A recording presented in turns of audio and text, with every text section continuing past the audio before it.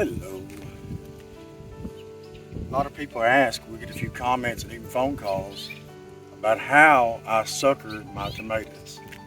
Now, these are my jet stars that I'm growing on the twine with the tomato clips.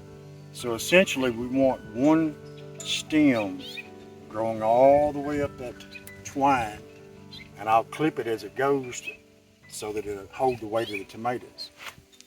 But what I'm doing, and you caught me just right, almost finished. But see this? This is a big sucker, and all tomatoes do this. So it's going to come out in your elbow, crotch, whatever you want to call it. So if you want to keep them suckered where you just have one main stem, you've got to make certain that you're not getting into the main stem. You cut that top off and this tomato plant's not going to grow anymore. But I just come in here, take off these suckers. Don't cut your twine. I like to use clippers.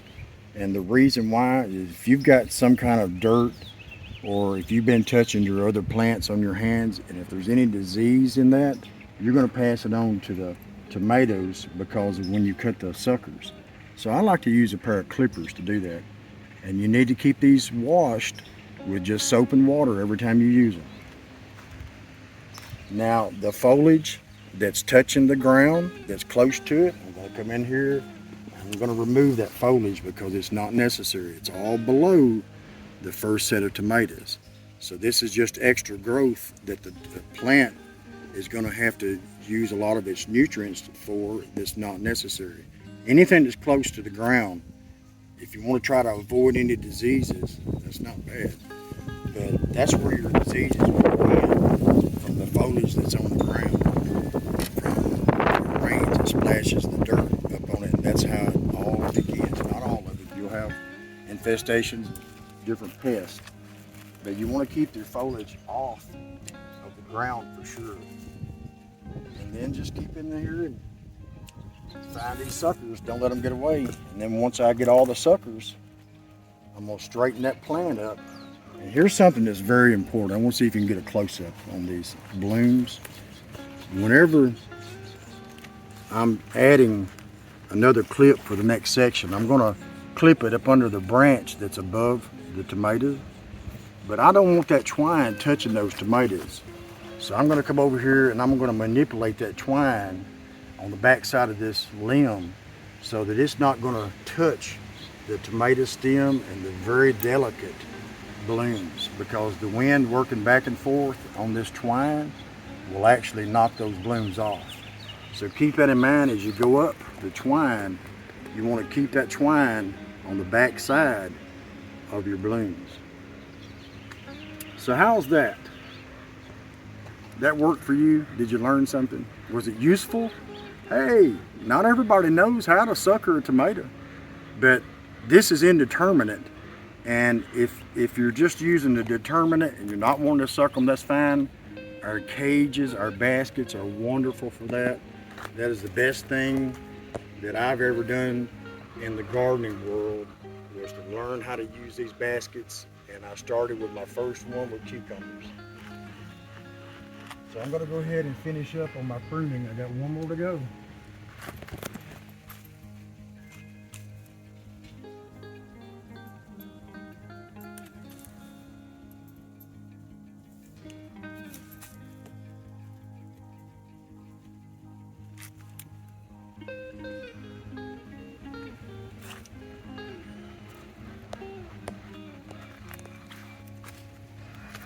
And again, when I'm adding this next clip, I want to keep that twine away from that stem of the tomatoes and the blooms. And so I'm going to make sure that twine is on the back side of those blooms, where that nothing's going to touch those blooms. And there you have it. All we're doing now is waiting, and there's already some marble-sized tomatoes, and these have been in the ground 2 weeks.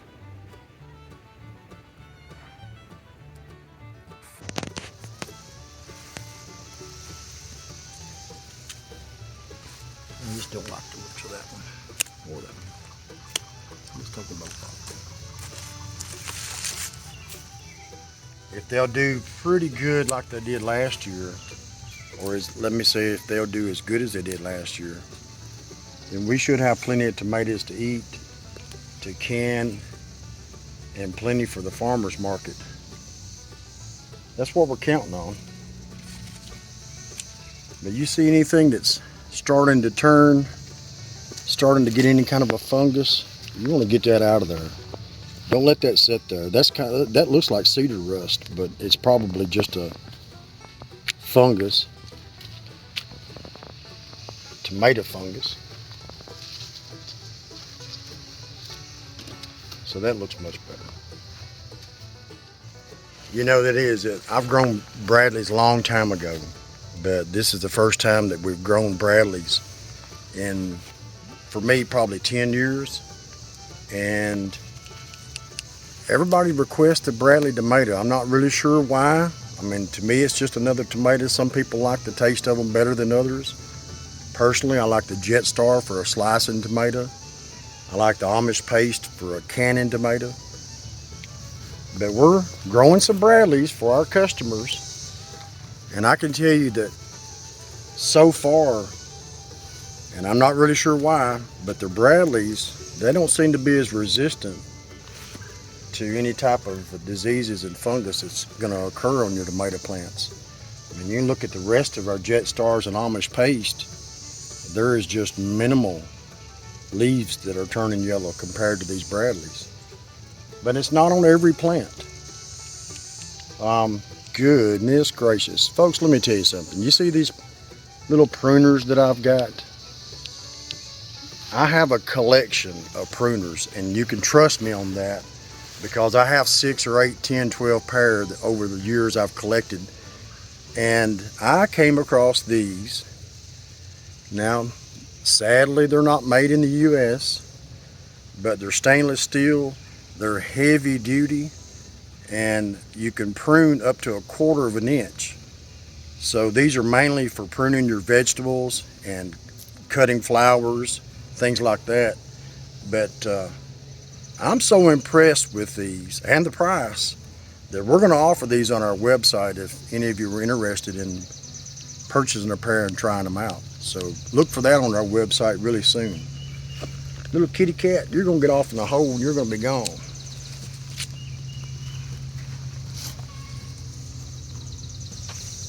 But I'm telling you, I love these.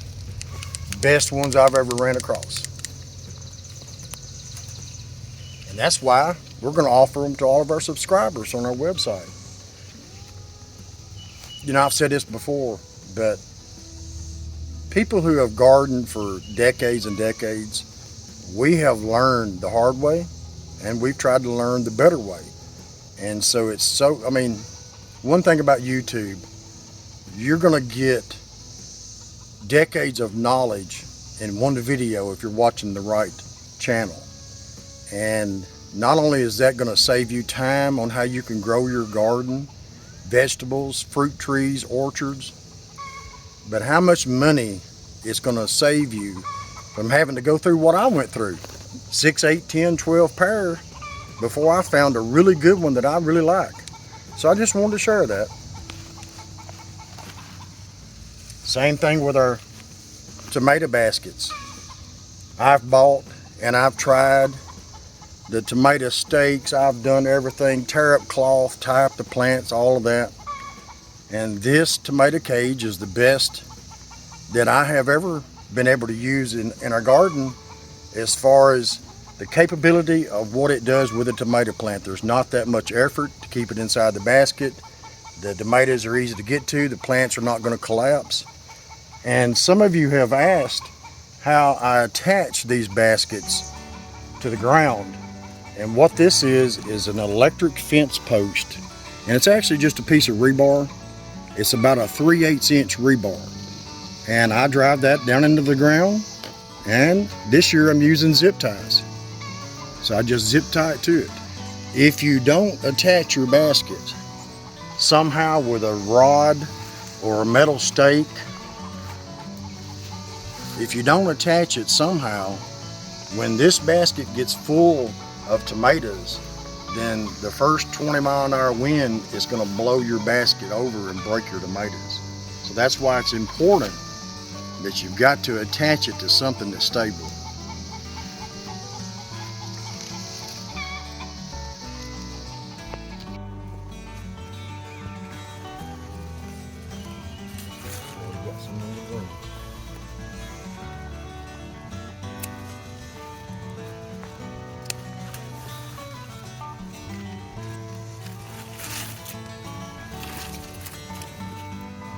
We need some more airflow.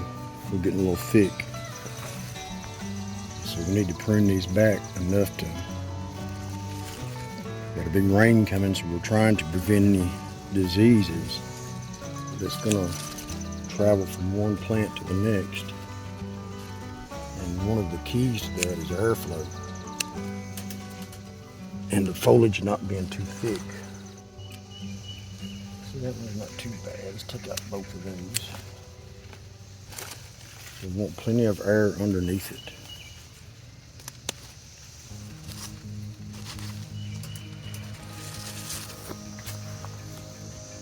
See how thick that plant is? We need to prune it to look like this one. We need to get rid of some of this excess foliage. It's just using up all the nutrients in the soil for the foliage instead of putting it to the tomatoes.